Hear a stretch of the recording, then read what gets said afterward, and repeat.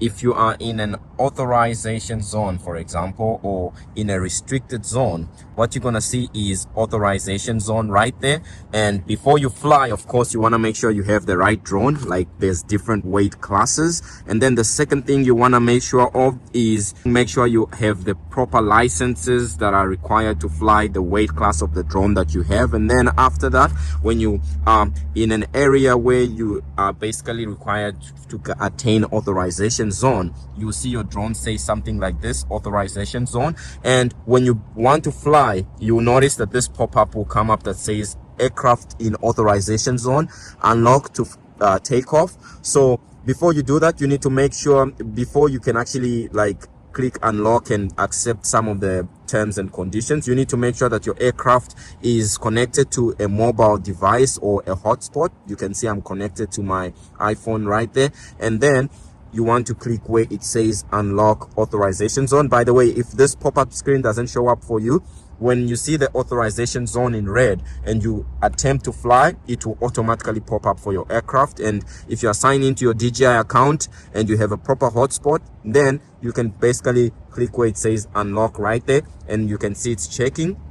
And now this window is just gonna load, and there's a few things I need to accept. So agree to DJI zone unlocking conditions, and there's identity which you need to put in. So I will quickly put in my phone number, and then just below that there's a request, and now I'll click where it says request, and there's a message that's gonna be sent to my device just to verify that basically I have the device. So let me pause, and the code has been put in. Then this pop-up screen shows up where you can now check I'm qualified to fly and agree to the the other check marks that are here, and click where it says confirm, just like that.